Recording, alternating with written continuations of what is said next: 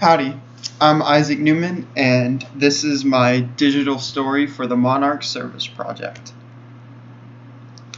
So, the project that I decided I wanted to do was to plan, develop, and deliver educational outreach materials and activities for a kindergarten through 12th grade audience that could be delivered in a typical classroom setting. The group members that were in this project were Ryan Chang, Lorraine Cruz, Cheyenne Ivy, Jose Jasso, Adrian Lawson, Ariana Miles, Caroline Spain, Hannah Stewart, and of course yours truly, Isaac Newman. So we had two main goals for this project. We had a short-term goal and a long-term goal. Our short-term goal was to furnish an exciting, entertaining, and educational PowerPoint experience for these students.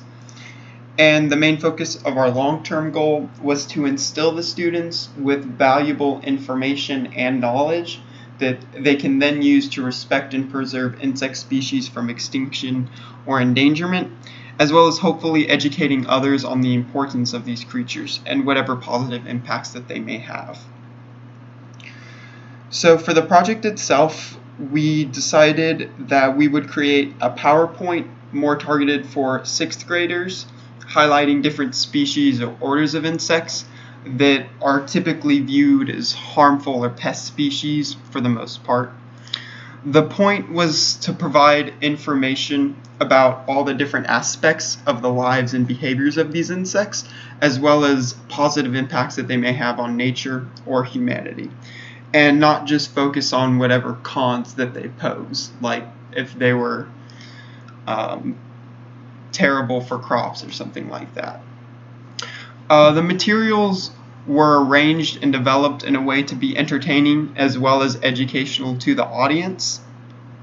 We included a lot of cool and interesting pictures as well as GIFs and some videos and stuff like that, as you can see by the little picture I have there on the side.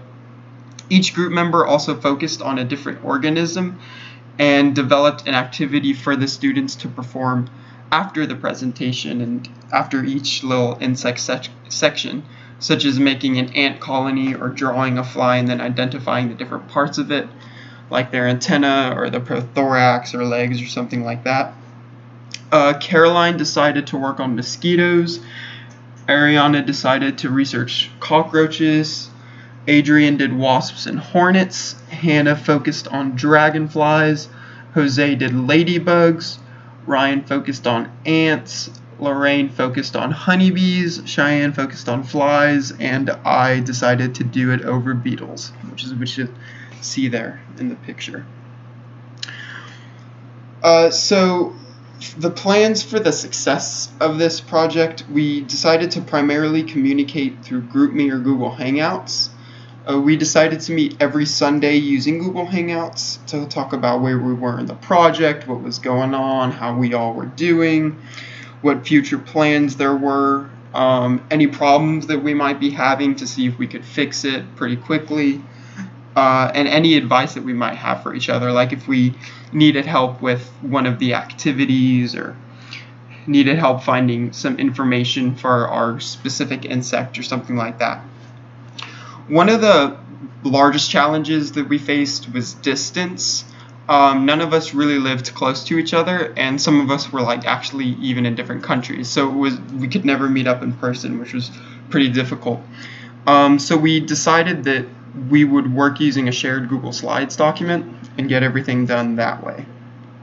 Another difficulty was working around everybody's working class schedules, so we decided that we would just make sure to get all of our stuff done on time and complete each of our own portions of the project. And then some plans for the future. I think a major thing we can do in the future is to format and adapt the PowerPoint to appeal to children of different ages and grade levels, such as making the information a little more basic for elementary level kids, or maybe add information and more thought-provoking activities for older students like in 8th grade or high school.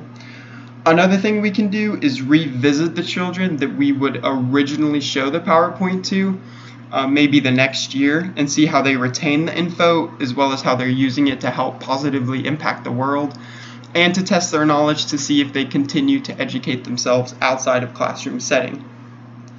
And then I think that we could improve upon the overall quality, info, and activities if we were able to actually meet in person. I think that could have been really helpful. And then we could actually shoot ideas off of each other really easily. Or if we had the opportunity to actually present this to students during the academic school year. Thanks for watching.